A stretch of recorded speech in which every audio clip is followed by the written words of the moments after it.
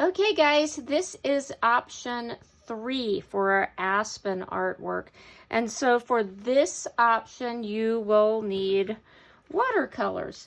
And of course, if you're using watercolors, you need a cup of water and a paintbrush for that as well. And I am going to use a pencil to work on the trunk areas. So this is the results of option 3. This is the watercolor version. I'm going to lay that aside for a moment.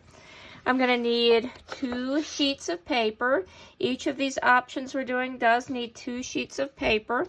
And for this one, I'm going to lay this down. I'm going to be using a really, really wet brush to create just a wash of color in the background space. And if you do happen to be fortunate enough to have a variety of paintbrushes, a nice big fluffy one would be great. If not, just do the best you can with what you have. Also, if you have a way to make your paper a little bit damp, if you have a sponge or something you can slightly dampen your paper with to start, you can do that too. I'm not going to do that because I'm going to show you as if you don't have that. So I'm just getting a really, really wet brush, and I am going to just get a little bit of water kind of near the top where I'm going to start. Watercolors obviously are very dry unless you happen to be using tube watercolors, which most of us don't have. And let's see, what am I going to do? I think I'll go with sort of a purpley blue background. And so I don't want to make it super dark because then it's going to be hard to make my foliage show up unless I'm going to glue it on like I did with maybe the crayon option. So I'm just getting this really nice and juicy, maybe we'll say. And then I'm just going to be laying in some of that nice soft color.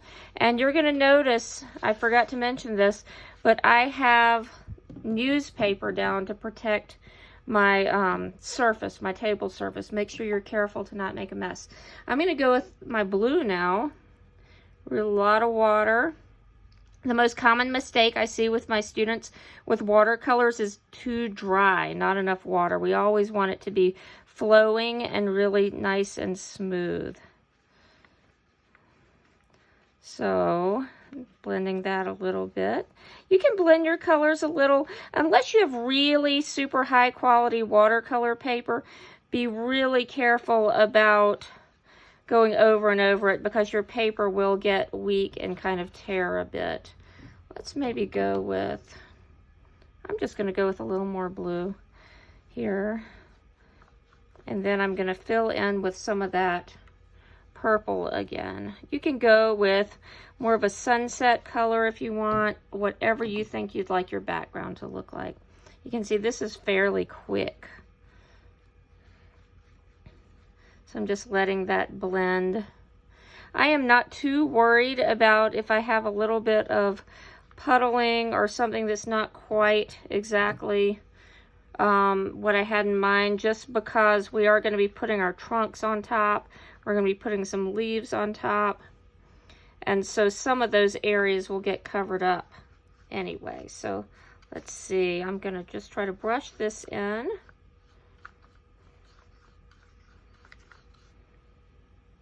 Now, I'm going as if this is just showing all sky, but if you wanted to, you could paint something that looks like ground at the bottom.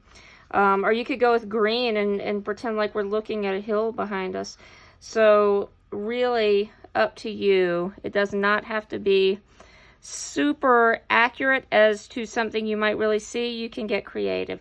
And so you can see I have a full wash of color on my background. And I am going to lay this aside to dry. Something that might happen, the paper might get really wrinkly when it's dry. And what I did with mine is I put magazines, a stack of magazines or books on top of it to flatten it back out. And so of course don't do that while it's still wet. I'm going to slide this out of the way really quick. And now for my trunks. My second sheet of paper. You can see that this is kind of what we're going for with the trunks, and this is going to be a mixed media collage type artwork. So it's not going to be painted on one sheet of paper. So to start, I'm just going to make some lines. I am using a pencil first, And I'm not trying to make them super straight. They are tree trunks. They're not going to be perfect. You can do as many as you want. This would be 3 trunks, 1, 2, 3, because we're just letting them share space together. So now I have 4. I only use 3 on my samples, but if you have an extra, that is not a bad thing. So now cleaning my brush, and I'm going to go for the black. You're going to end up with a softer look with this particular option, just because watercolors frequently are pretty light. See that? I'm just going to kind of edge this down with the black, outlining it. And just right down the middle of where my pencil lines are. And if you don't have a handy pencil, you could even skip the pencil part. I just kind of like to start that way.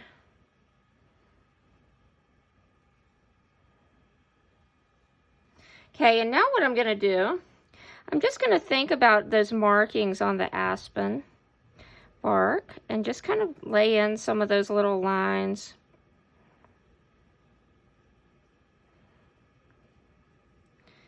And kind of go, you can even kind of share them like this if you want, and let your work be a little bit easier because of the trunks being right together right now. Something else I can do if I want a little more shading in, I can kind of get a really liquidy brush, and I can just let that kind of, actually even more water. And see, I spilled, I'm not too worried. But I can put some really, really wet brush, and that's going to soften it. Right now I'm putting no paint on, I'm just getting a little water. And that's going to kind of create some shadows. Again, don't worry about it being perfect. Right now, it's not going to look as good as it does when you add it onto your actual paper. I'm not going to finish this right now. Again, thinking about where the branches have fallen off too, if you want to put some of those little markings that look kind of to me like eyes. You can do that as well. So I would continue with the rest of my trunks, and I would put this one aside as well to dry. If you are using your watercolors, a little hint for you. You will preserve them and keep them nice longer if you let them dry open, because watercolors will just get kind of just not as nice. They'll get kind of like sticky and gloppy if you close them wet. So I let them dry open and then close it up. So I'm going to lay those aside, and I would put this in a safe place to dry as well. Same thing with the magazines. If it's really bendy, you can stack books and magazines on top when it's dry and flatten that back out for tomorrow. And so this is where we would stop for today.